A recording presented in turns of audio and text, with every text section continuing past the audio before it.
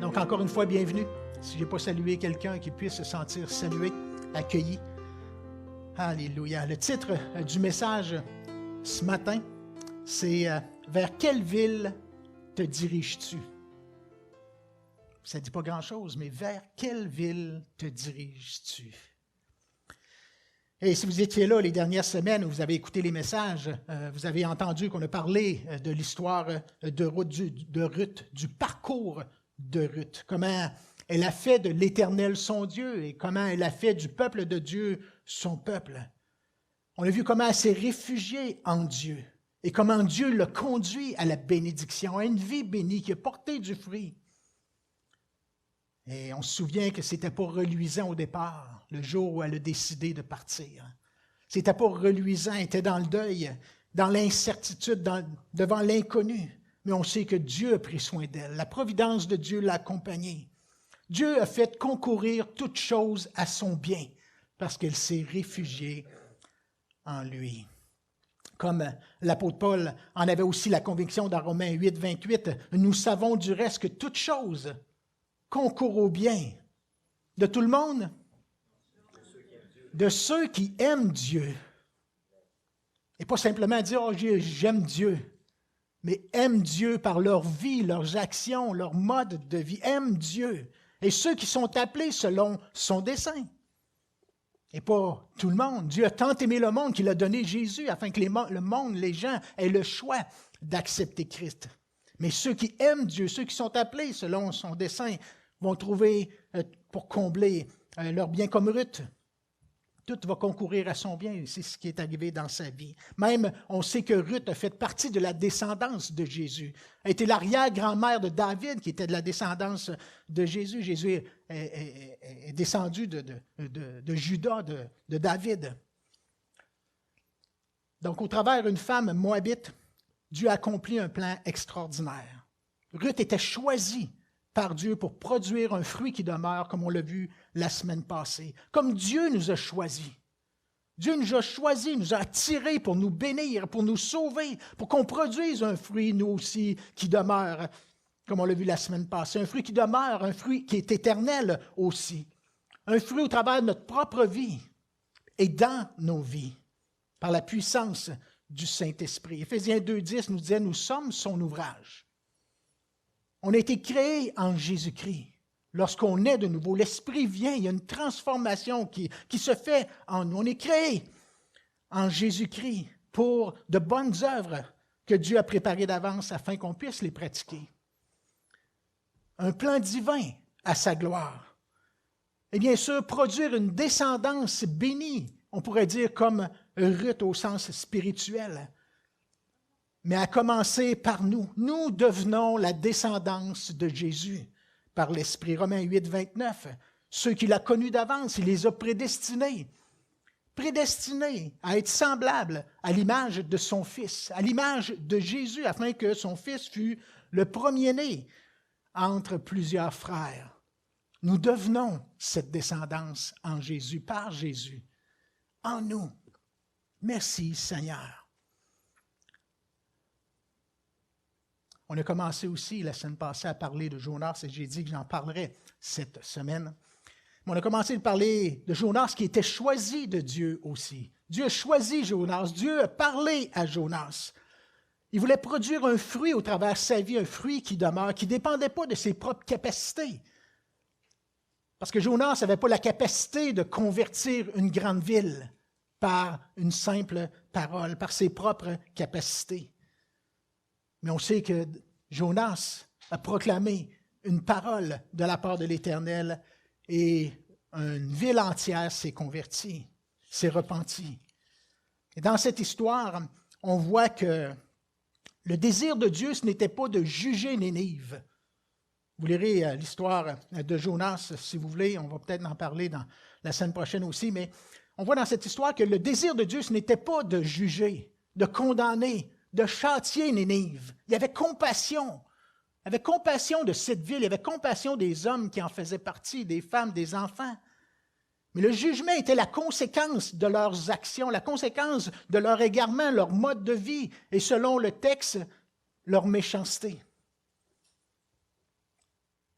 Mais le désir de Dieu, c'était de leur donner une occasion de changer de vie, de changer de comportement, de se repentir. Et c'était le but, bien sûr, de l'Éternel, comme c'était son désir pour ma vie. Me donner l'occasion que je puisse saisir cette grâce en Jésus, que je puisse me convertir, que je puisse me donner, que je puisse changer. Non seulement ma vie, mais ma destinée éternelle aussi. C'était son désir pour ma vie, c'est son désir pour vos vies, et ça l'était pour vos vies aussi, et pour toutes les personnes qui nous entourent, pour cette ville. C'était son désir en envoyant Jésus.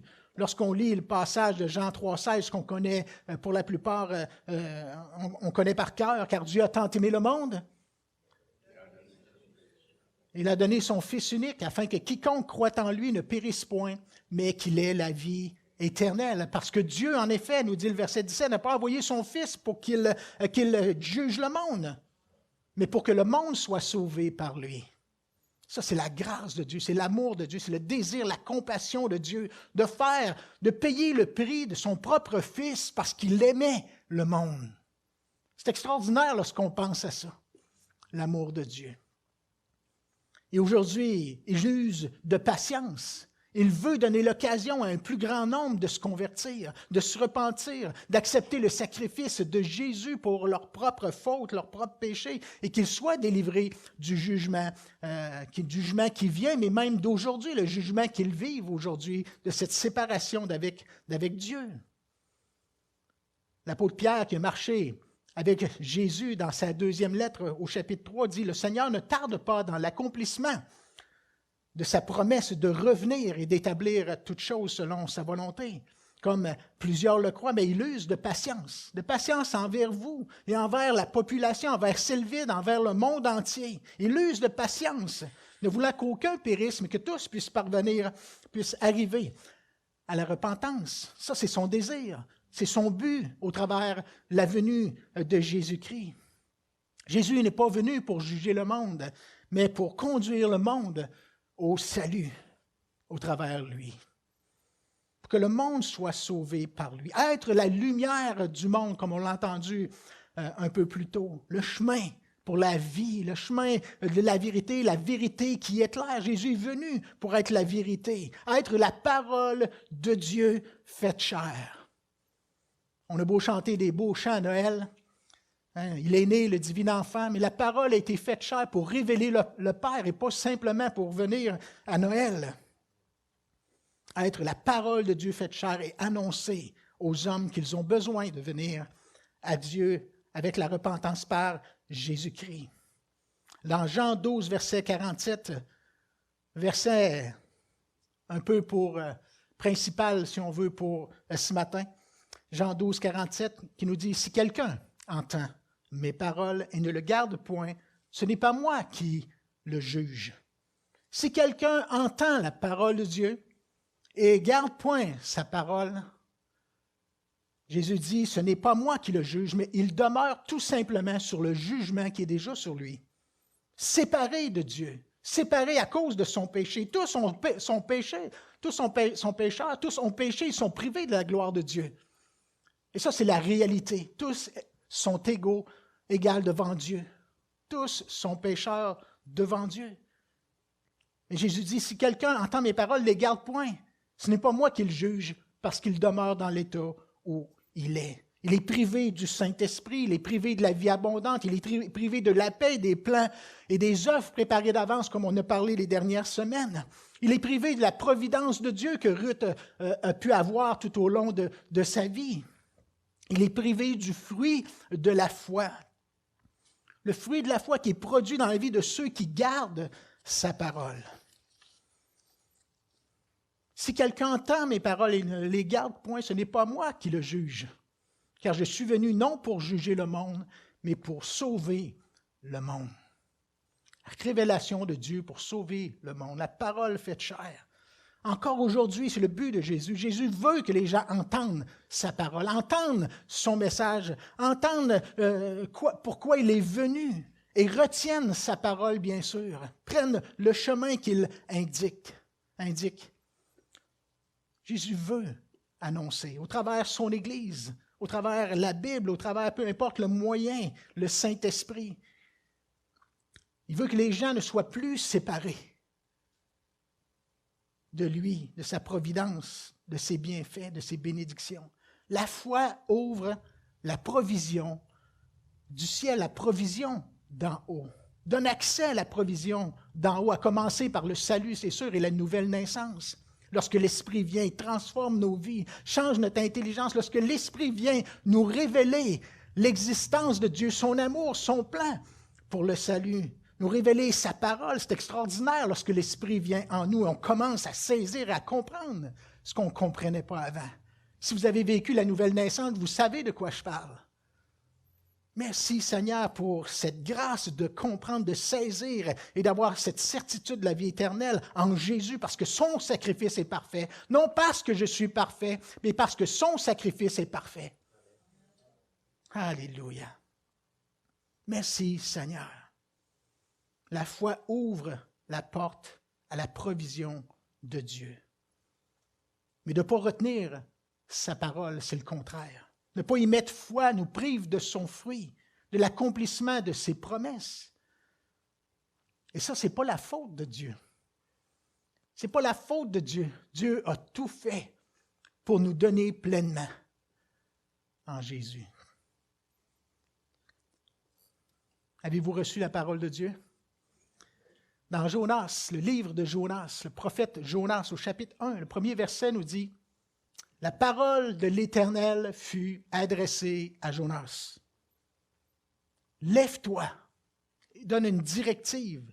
« Lève-toi, va à Ninive, la grande ville, et crie contre elle, car sa méchanceté est montée jusqu'à moi. » Et ça nous dit, puis après ça, suite à cette parole que Jonas a reçue, Jonas s'est mis en route vers Ninive, a mis tous ses efforts pour que la parole de Dieu s'accomplisse dans sa vie, au travers de sa vie. Il a tout fait les efforts pour se diriger dans les directives de son Dieu.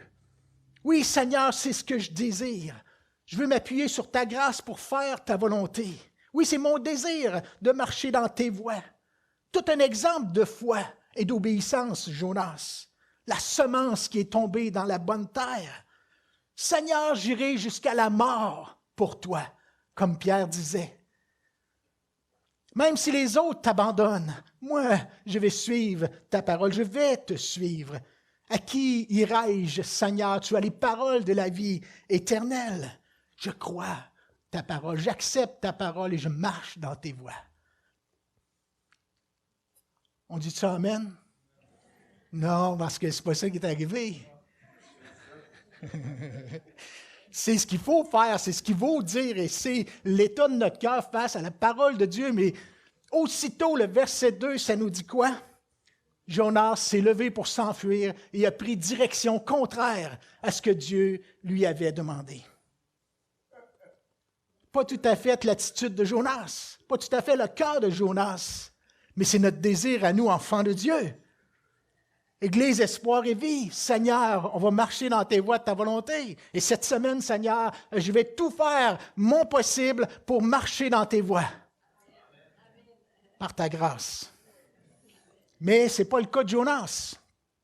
Jonas se leva pour s'enfuir à Tarsis. Il est parti à l'opposé de la direction que Dieu lui donnait. Il n'a pas écouté la parole que Dieu lui a donnée. Il a rejeté la parole de l'Éternel. Il a suivi plutôt son choix. Il a fait un autre choix, son désir. Il s'est tourné vers Tarsis plutôt que d'aller vers Ninive. Jonas n'avait pas le désir de faire ce que Dieu voulait qu'il fasse. Il n'avait pas le désir d'accepter sa parole, de se conformer ou de conformer ses actions à sa parole. Jonas n'était tout simplement pas d'accord avec la volonté de Dieu. Ça nous est peut-être arrivé, hein? Moi, Seigneur, je ne suis pas d'accord que ça se passe comme ça. C'est pas comme ça que ça devrait se passer. J'ai pas le goût que ça se passe comme ça. Ça ne me tente pas. Ça vous est déjà arrivé? Dire au Seigneur, j'ai pas le goût, ça ne me tente pas. Peut-être pas en parole, mais peut-être en action, on fait la même chose. Mais C'est comme si Jonas disait, moi, je considère que, j'évalue que, personnellement, je pense qu'il serait bien mieux que ce soit autrement. C'est pas comme ça que ça doit se passer. Ça ne me convient pas. C'est sûr que Jonas n'a rien dit. Il n'y a pas une discussion, une argumentation avec Dieu, il n'a rien dit. Mais son comportement parlait pour lui. Son attitude. Jonas croyait en Dieu. Il faut croire que Dieu y parlait aussi. Lorsqu'on lit le texte. Il croyait en Dieu, il savait que la parole venait de Dieu. Il savait quoi faire, où aller. Il avait la directive. Et au travers de cette histoire, c'est sûr qu'on voit que la chair a des désirs contraires à ceux de l'esprit, contraires, des pensées contraires, des raisonnements contraires souvent à la parole de Dieu, ou la directive que Dieu nous donne. Toujours avec le choix, comme Jonas, devant deux choix, d'écouter, de choisir d'obéir au Seigneur. On a le choix. On peut choisir la voie qu'on va suivre. V-O-I-E et V-O-I-X aussi. Soit la voie de Dieu ou la voie, notre voie ou celle de l'Esprit de Dieu ou de sa parole. On a le choix. On a le choix d'écouter. On a le choix de se diriger vers la ville de notre choix. La ville qu'on préfère. Soit on part vers Tarsis ou on s'en va à Ninive. Dans quelle ville vous vous dirigez? Quelle est votre préférée? Humainement, pas toujours facile. Mais dans cet épisode, on voit vraiment cette réalité que Paul explique dans Galates 5, verset 17, que la chair a des désirs contraires à ceux de l'esprit. Et l'esprit en a de contraires à ceux de la chair. Ils sont opposés entre eux afin que vous ne fassiez point ce que vous voudriez. Et ça, on le voit. Si on est honnête, on le voit, ce combat. On en parle souvent parce que c'est une réalité de tous les jours. Et face à la parole de Dieu, encore plus. Mais Dieu avait une grande œuvre préparée d'avance pour Jonas. C'est extraordinaire ce qui est arrivé dans le livre de Jonas. Un seul homme, une seule phrase, et un peuple, une grande ville s'est converti. Ça dépendait de la puissance de Dieu. L'œuvre était préparée d'avance, une grande œuvre, au travers de la vie, un plan divin. Et cette œuvre dépendait des capacités de Dieu et non des siennes. Ne dépendait pas de son pouvoir de persuasion ou son zèle à témoigner de la parole ou à prêcher la parole. Ne dépendait pas de la sagesse de son langage. Mais l'œuvre était préparée d'avance par Dieu, qui dépendait de sa puissance à lui. Comme Ruth. Ruth aussi, il y avait des œuvres préparées d'avance pour elle. Elle est partie sans savoir un peu ce qui allait lui arriver. Mais la providence de Dieu était là, parce qu'elle s'est abandonnée au Seigneur, à Dieu. Sa bénédiction était préparée. Sa descendance était préparée. Et c'est pareil pour nous et la vie abondante que Dieu nous réserve, la bénédiction que Dieu veut pour nous. Ce que Dieu a préparé comme fruit à travers de nos vies, dans nos vies. Ce que Dieu avait besoin de la part de Jonas, c'était la foi dans sa parole. Mais la foi, plus que de dire « je crois », mais la foi qui se conforme. Il avait besoin de la disponibilité de Jonas, de son obéissance, d'accepter la parole qu'il lui donnait et de vouloir s'y conformer. Bien sûr, en s'appuyant sur sa grâce, parce qu'on sait que cette œuvre grande spirituelle, même celui de devenir semblable à Christ, se fait par la grâce de Dieu, par son Saint-Esprit et sa parole qui est agissante en nous. Mais la provision pour Jonas était là. La provision était là. Comme celle que Dieu a pour chacun d'entre nous lorsqu'on marche selon sa parole. Croyez-vous ça? Dieu a préparé des œuvres d'avance qui ne dépendent pas de nos propres capacités, mais il y a besoin de notre obéissance, il y a besoin qu'on l'accepte, la parole. Si on part au contraire, on s'en va à Tarsis, on va passer à côté. Parce que la provision est pour Ninive.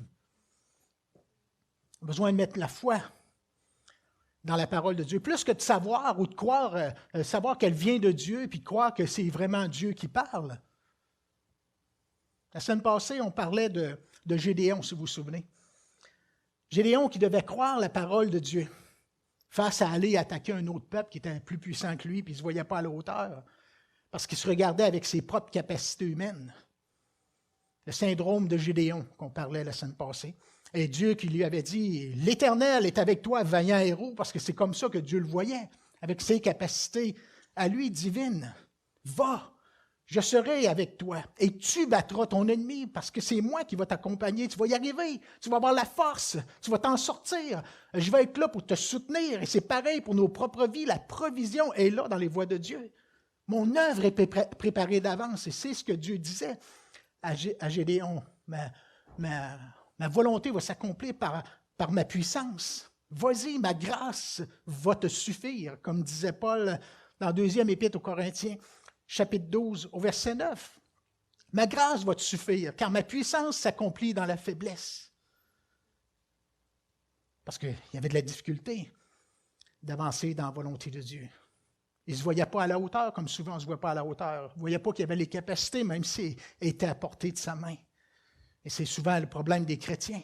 On ne veut pas avancer, on dit « je ne serai pas capable, je n'ai pas la force, je ne pourrai pas », etc. Mais dans le contexte de l'histoire de Jonas, Jonas ne se voyait pas incapable. Il ne se voyait pas incapable de faire la volonté de Dieu, de faire ce que Dieu lui demandait. Il savait qu'il pouvait.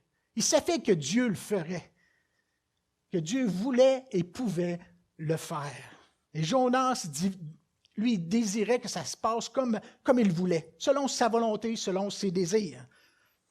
Il avait son propre jugement humain face à la volonté de Dieu. Ce peuple-là, il ne mérite pas. Il y avait des pensées égoïstes, Jonas. Il était des pensées orgueilleuses. Il se mettait au-dessus de Dieu pour juger ce qui était bon ou pas bon, ou la manière de faire les choses. Donc, il a résolu dans son cœur de faire route vers Tarsis. Il a résolu dans son cœur. On sait que le cœur de l'homme est mauvais. Et si on suit tout le temps à l'état de notre cœur ou ce que notre cœur désire, on va peut-être passer à côté. Comme lui s'en allait passer à côté. Son attitude de cœur était mauvaise. On voit plus loin la confession de Jonas qui disait à Dieu, son argument, qui disait à Dieu, je savais que tu pouvais, je savais que tu le ferais, et je ne voulais pas que tu le fasses. Je ne voulais pas, j'aurais aimé mieux que ça se passe autrement. Ce n'est pas ces mots exacts, mais on voit dans le chapitre 4 de Jonas, du livre de Jonas, après que Dieu ait sauvé Nénive, cette ville nombreuse, une grande ville, parce qu'ils se sont repentis à la prédication de Jonas, pas parce qu'il avait le désir, parce qu'il a ouvert la bouche puis il a dit la parole de Dieu, puis c'est vraiment la conviction qui venait d'en haut qui a fait que ces gens-là se sont convertis, parce que c'était de justesse que la seule phrase que Dieu lui avait demandé sorte de sa bouche, puis que le peuple se convertisse, mais Dieu est puissant. Dieu est puissant. Je dis toujours, imaginez ce que Dieu peut faire à travers nos vies si on est disposé, équipé par lui, puis on fait ce qu'il nous demande. Avec un Jonas qui était réticent, puis même qui ne l'a même pas fait de bon cœur, l'œuvre de Dieu, au travers de ça. Il l'a fait parce qu'il était pas mal obligé. Mais ça nous dit, lorsqu'on lit ce passage dans chapitre 4, au verset 2, « L'Éternel, n'est-ce pas ce que je disais quand j'étais encore dans mon pays? C'est ce que je voulais prévenir en fuyant à Tarsis, car je savais que tu es un Dieu compatissant, miséricordieux, lent à la colère, riche en bonté, et que tu te repens du mal que tu avais prévu de faire. Je savais que c'était ce que tu voulais, puis tu étais capable de l'accomplir. » Il était conscient de tout ça, Jonas. C'était un prophète de Dieu. Ce n'était pas la première fois qu'il parlait, parce qu'il y avait déjà eu un message pour le peuple, son peuple. Et là, il l'a fait, il l'a dit. Mais là, pour un autre peuple qui était méchant à ses yeux, il ne voulait pas ouvrir la bouche. Je savais que tu voulais, je savais que tu pouvais, mais ça ne me tentait pas. Ça ne me tentait pas de faire ce que tu me demandes. C'était pire que le fils prodigue. Le fils prodigue, il a quitté son père, la maison de son père, parce qu'il était séduit, puis il pensait, il s'est séduit lui-même. Mais lui, c'est un peu délibéré. Je pense que son nom pouvait dire colombe, messager, mais il était un peu rebelle pour une colombe. Il connaissait sa mission, il connaissait la volonté du maître, mais il a pris le choix. Il a pris une direction opposée à ce que Dieu voulait. Tarsis plutôt que Nénive. Comme les croyants, on peut faire facilement. On peut le faire, nous aussi. Voyez-vous ça? Si on pense à nos raisonnements vis-à-vis de la volonté de Dieu et les paroles qu'on a pu recevoir de Dieu, le mode de vie que Dieu veut qu'on ait, il y a toute une argumentation qui se fait en nous parfois, même dans la vie du pasteur. Parce qu'il se rend compte que des fois, il manque un petit peu de ressemblance à Jésus dans certaines occasions. Pas juste au volant quand je suis impatient, mais c'est ça, le combat. Mais dans le cas de Jonas, c'était délibéré. Il a choisi une direction. Il croyait en Dieu. Il croyait que la parole était la vérité, que ça venait de Dieu. Il y avait une foi dans la puissance de Dieu pour accomplir le salut d'une grande ville. Avez-vous cette foi? Il y avait toute une foi, Jonas, pareil. Je n'ai pas voulu aller là-bas parce que je sais que tu aurais sauvé la ville, puis je ne voulais pas. Mais nous, est-ce qu'on a la foi que Dieu peut sauver Québec? Peut sauver ton voisin? Peut sauver un membre de ta famille? Ton conjoint? Tu sais, des fois, on se limite à « Mais Dieu peut faire de grandes choses s'il était capable avec Jonas. » Souvent, les croyants, ils n'ont pas besoin de parler, mais par leur choix, ils démontrent leur désir, leur cœur, par leur choix, de suivre ou non, ou de ne pas suivre, de ne pas vouloir s'appuyer sur sa grâce, de dire « Oui, c'est vrai, Seigneur, je crois que tu peux accomplir ta parole au travers de ma vie, dans ma vie, au travers de ma vie. » Mais on ne veut pas s'appuyer sur la grâce et faire les pas que Dieu demande. Par nos choix, parfois, on démontre nos désirs, avec tous les raisonnements qui viennent aussi pour nous justifier. Justifier de la voie qu'on suit ou de la voie qu'on écoute. On a des raisonnements. Plusieurs raisons qui font que les gens ou les croyants se détournent des voies de Dieu, de la parole qu'il leur est adressée, qu'il leur est destinée, même s'ils continuent de croire en lui. Mais s'éloignent de lui, de sa volonté. Ils sont en route vers Tarsis. Mais par le contexte de l'histoire, on pourrait dire que Dieu appelle l'Église à aller à Ninive. Ça, on peut s'entendre sur cet aspect ou ce message-là que Dieu appelle l'Église. Allez, faites des nations des disciples, baptisez-les au nom du Père, du Fils et du Saint-Esprit. Une mission qui est là. Avance dans ma volonté. Je pense que chaque croyant a cette responsabilité de se reproduire. Et l'Église aussi de faire l'œuvre que Dieu lui demande de faire. Des œuvres préparées d'avance, mais aussi pour nos vies. Comme on l'a vu la semaine passée, Dieu a une œuvre préparée d'avance afin qu'on puisse devenir, qu'on puisse être semblable à lui. Et au travers, notre transformation va porter un fruit qui demeure, être la lumière, à la ressemblance de Jésus. Donc oui, l'œuvre préparée d'avance, c'est d'être, puis d'aller et de faire aussi des choses. Répandre la bonne nouvelle, qui est de prendre soin de l'Église locale aussi, afin qu'elle puisse continuer son œuvre, former des disciples. Ça fait partie de répandre la bonne nouvelle, comme on a cette responsabilité personnellement, mais aussi comme une communauté chrétienne. Va avec la force que tu as. Va, je serai avec toi. N'est-ce pas moi qui t'envoie? Ma parole t'est adressée. Je serai avec toi. Et on sait que c'est un Dieu fidèle, un Dieu puissant qui peut tout. Mais pour Jonas, la volonté de Dieu, c'était d'avertir les gens du jugement à venir à cause de la méchanceté qui s'y trouvait. Alléluia. Et cette œuvre dépendait de son obéissance. Et c'est pareil pour tous les chrétiens, concernant toutes les œuvres que Dieu a préparées d'avance. Que ce soit dans nos vies ou au travers de nos vies, selon sa parole qui nous est adressée. La parole de l'Éternel fut adressée à Jonas, Denis, François, Étienne, et on pourrait placer tous vos noms parce que la parole de Dieu vous est adressée aussi à vous aujourd'hui, hier, avant-hier et la semaine prochaine aussi. Dieu, par sa parole, nous donne des directives, nous donne des conseils, nous donne des mises en garde, des avertissements, des conséquences de nos choix aussi. Conséquences de notre mode de vie, de nos décisions. Si un croyant refuse d'avancer par la foi dans sa parole qui lui a annoncée en s'appuyant sur sa grâce, s'il décide d'aller plutôt à Tarsis plutôt qu'aller à Ninive, ils marchent selon leur propre volonté, ils vont passer à côté des bienfaits de Dieu. que Dieu a pour leur vie, la liberté, l'abondance, les promesses. Et bien sûr, il y a d'autres conséquences, parce qu'une des conséquences, c'est que l'Église, le corps, est privé d'un membre, ou en partie. Ou comme Jonas, l'œuvre de Dieu est retardée. Moi, je crois que l'Église d'aujourd'hui retarde l'œuvre puissante que Dieu va accomplir. Si on regarde aussi la description de l'Église des derniers temps dans le livre de l'Apocalypse, je crois qu'on peut retarder. On retarde la grâce que Dieu veut déverser, que Dieu retient, que Dieu peut, que Dieu veut déverser dans la vie des gens. Souvent, elle est retenue, elle est retardée aussi. Et c'est pareil pour chacune de nos vies. Je suis convaincu que j'ai retardé à quelque part une œuvre que Dieu avait préparée d'avance parce que je n'ai pas voulu marcher dans ses voies. J'ai résisté.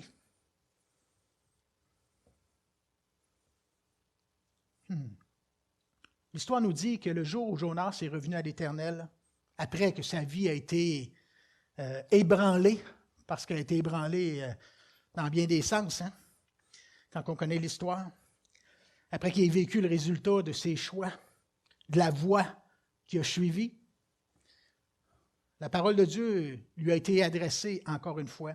Elle était la même. La parole de Dieu était la même que la première fois. Ça n'avait pas changé. La même directive. Il était au même point. Imaginez ce qu'il aurait pu éviter. Imaginez ce qu'il aurait pu éviter. Le poisson, la peur de mourir et il aurait pu éviter tout ça. C'est une réalité. Mais après que sa vie fut ébranlée comme ça, la parole que Dieu lui a annoncée était la même. Le plan n'avait pas changé. La volonté de Dieu n'avait pas changé. C'est jamais payant aller à Tarsis. Quand Dieu a prévu d'aller à Ninive, que la provision est préparée, l'œuvre préparée d'avance est à Ninive. C'est jamais payant quand la provision n'est pas où on s'en va. Chapitre 3, verset 1, la parole de l'Éternel fut adressée à Jonas une seconde fois. Et Dieu a dit, « Lève-toi, va à Ninive. » Je ne sais pas si ça vous parle, moi ça me parle. Vous voulez être béni, que votre vie produise du fruit, il faut aller en ligne droite. Tourner en rond, c'est jamais payant. Ninive. Prends cette direction, Jonas, maintenant. Change de voie. Mets ton GPS sur Ninive. Hein? C'est ce qu'on doit faire. La parole de Dieu ne change pas. Même si on est en 2020 après Jésus-Christ, la parole de Dieu ne change pas. Dieu ne change pas. Le peuple de Dieu, dans le désert, a tourné en rond. On en parle souvent. Il a tourné en rond. Il s'est privé de la promesse de Dieu. À cause que quoi? Ils ont choisi d'aller à Tarsis plutôt qu'à Ninive. Ils n'ont pas choisi d'avancer par la foi dans la parole de Dieu. Ils ont décidé de ne pas s'appuyer sur la puissance de Dieu pour avancer. Ils ont choisi Tarsis. Quand ils sont revenus, après tout ce temps où ils ont tourné en rond, ils sont revenus aux portes de la terre promise, après toutes ces années, et la volonté de Dieu n'avait pas changé. Dieu était le même, le plan était le même, la parole de Dieu était le même, les promesses étaient les mêmes, les œuvres préparées d'avance étaient là en attente.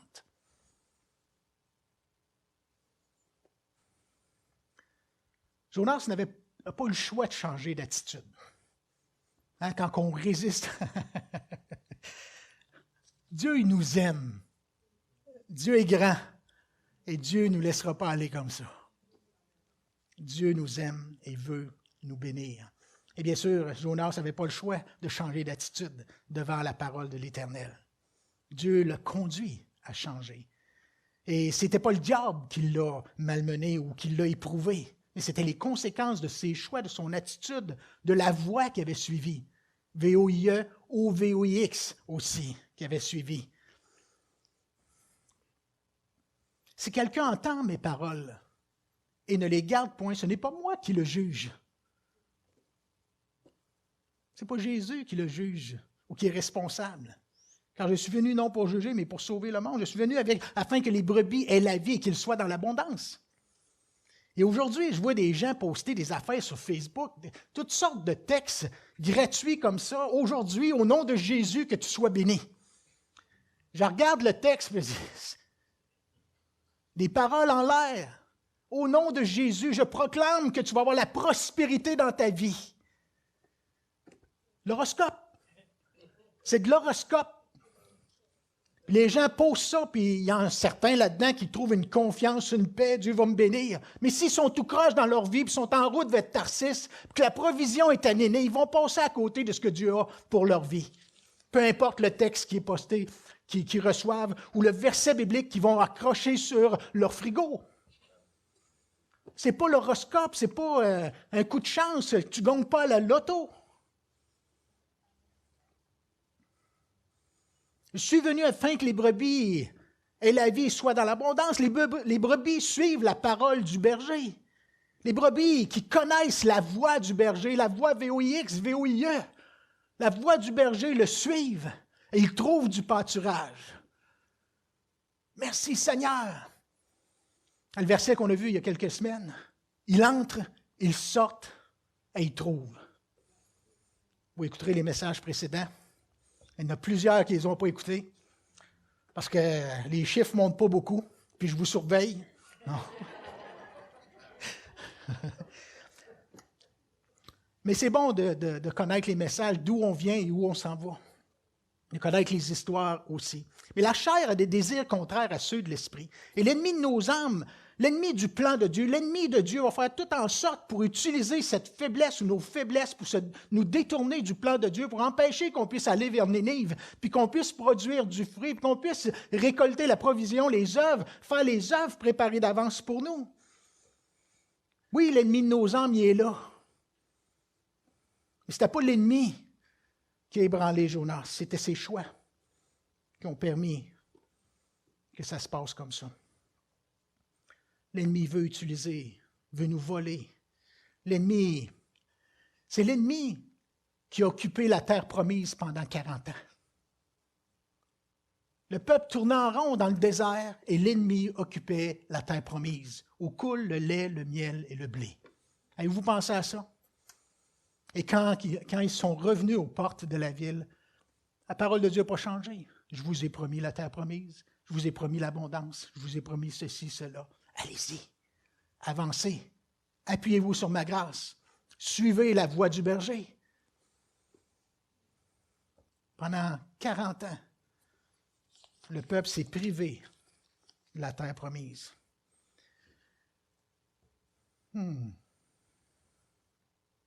On sait que l'ennemi de nos âmes n'a pas seulement le but de nous priver personnellement de la bénédiction de Dieu, malgré que c'est son but. Il veut, oui, nous priver des promesses de Dieu, mais il veut nous empêcher aussi de marcher dans ses œuvres préparées d'avance et produire cette descendance, que d'autres soient sauvés. Son but, c'est que d'autres restent séparés de Dieu, comme Nénive. Reste séparé du pardon de Dieu, de sa grâce, et passe l'éternité loin de Dieu. Le voleur est là pour dérober, égorger et détruire. Et il nous attend si on ne prend pas les bonnes décisions. Mais Dieu est le Tout-Puissant. Dieu est le Tout-Puissant, il est le grand berger. Et ses plans sont remplis d'abondance pour ceux qui ont foi et confiance dans sa parole. Et pas simplement savoir que c'est sa parole, comme Jonas, mais plutôt comme Ruth, se réfugier en lui, lui faire confiance, patience, persévérance, foi. Nous savons du reste que toute chose concourt au bien de ceux qui aiment Dieu, de ceux qui sont appelés selon son dessein. Marchons vers Nénive, où se trouve la provision, plutôt que de se rendre en bateau vers Tarsis. Monter dans un bateau ou se monter un bateau en pensant qu'on va être béni en s'en allant à Tarsis. Vous connaissez l'expression « se monter un bateau » ? C'est la bonne expression. J'ai eu un doute parce que... Mais comprenez-vous? Jonas a pris un bateau vers Tarsis. Jean 10, je termine très bientôt. Jean 10, verset 16, nous dit que j'ai encore d'autres brebis qui ne sont pas de cette bergerie, un verset qu'on a vu les dernières semaines aussi. Ceux-là, il faut que je les amène. Ils entendront ma voix, ma parole mon appel. Il y aura un seul troupeau, un seul berger. Ils entreront, ils sortiront, ils trouveront des pâturages. La parole de l'Éternel fut adressée à Espoir et Vie. Pourquoi pas? Mais à moi aussi. Merci qu'elle m'a été adressée un jour puis que j'ai répondu. J'ai entendu la voix qui m'appelait. Merci Seigneur qui m'a convaincu. Et la provision de Dieu était là pour la transformation parce que j'étais incapable de ressembler à Christ. J'étais séparé par mes péchés de la bénédiction, de la paix, de l'abondance. Et c'est par sa puissance, son esprit qui a créé cette restauration dans ma vie et que sa présence est venue m'habiter. Merci Seigneur que j'ai entendu sa voix, comme les gens de Nénive l'ont entendu. Comme les gens de Nénive l'ont reçu, l'ont cru, ont cru la parole de Dieu. Et même, je dirais que ce n'est pas la parole de Jonas, c'est la parole que Dieu a donnée au travers d'un serviteur qui n'était pas trop disposé. Mais cette parole, peut-être que tu as besoin de la recevoir aujourd'hui, ce matin. Que tu sois ici ou à la maison, il y a plusieurs personnes qui écoutent ce message. Mais peut-être que tu entends la parole de Dieu, tu entends la voix de Dieu qui t'appelle pour que tu puisses t'abandonner. Faire le pas de foi, dire « Oui, Seigneur, je veux marcher dans tes voies. Je veux croire que Jésus a payé le prix de mes fautes. Je veux croire que c'est lui, puis par lui, que je peux être restauré. Ne plus être privé de ta présence, de tes plans parfaits. Seigneur, aide-moi par ta grâce à marcher vers Nénive, là où est la provision. » Et peut-être c'est ton besoin ce matin d'écouter la voix du Seigneur qui t'appelle. Dieu t'a tant aimé qu'il a donné Jésus pour toi, afin que tu puisses croire en lui, mettre ta foi en lui. Dieu ne veut pas, n'est pas venu pour juger, mais pour sauver, pour que les gens soient conduits à la vie abondante. Mets ta foi en lui. Et comme Nénive, on a besoin de venir et de reconnaître nos fautes, nos erreurs. Dis, Seigneur, je te demande pardon. La repentance, c'est demander pardon, mais aussi, comme Nénive, de changer de mode de vie par la grâce de Dieu. Il ne faut pas voir le mode de vie que Dieu nous demande ou la chrétienté ou l'image de Christ par nos propres forces. Dieu nous demande d'aller avec la foi que nous avons comme Gédéon. Parce que la ressemblance à Christ, ça prend un miracle, ça prend l'Esprit de Dieu, l'ADN de Dieu en nous pour nous aider. Parce qu'avant, on n'était pas capable et on ne l'est pas plus aujourd'hui. Mais il a besoin de notre foi, de notre disposition de cœur pour qu'il puisse nous conduire dans ses pâturages. Mets ta foi en Jésus. Alléluia. Ou peut-être ce matin, tu as pris un bateau comme Jonas pour t'en aller dans la mauvaise direction. Et peut-être aujourd'hui, tu réalises que tu n'es pas dans la bonne voie, dans le bon bateau. Tu t'en es monté un bateau, comme le fils prodigue s'en est monté un bateau. Je vais être plus heureux, je vais être plus libre, je vais profiter de la vie. Non. La vraie vie est en lui, l'abondance est en lui. Je suis heureux aujourd'hui parce que je suis en lui, je marche dans ses voies. Et peut-être que ce matin, tu réalises que ce n'est pas parfait, peut-être que tu as des choix que tu aurais dû faire différents. Appuie-toi sur la grâce de Dieu. Change de bateau, va-t'en à Nénive. Il n'est pas trop tard. Tout n'est pas perdu avec Dieu. Lève-toi. Chapitre 3, la parole de l'Éternel fut adressée à Jonas une seconde fois. Lève-toi. Va dans la bonne direction. Change de direction. Repens-toi. Écoute la voix de l'Esprit. Réalise que Dieu a produit une si grande œuvre dans la vie de Jonas qu'il est capable aussi d'accomplir une grande œuvre dans ta vie. Réalise la grandeur, la puissance de Dieu. Ce que Dieu peut faire avec quelqu'un de disponible, de disposé, quelqu'un qui s'abandonne, qui s'appuie sur la grâce de Dieu. C'est sans limite. Merci Seigneur. Prions ce matin en terminant.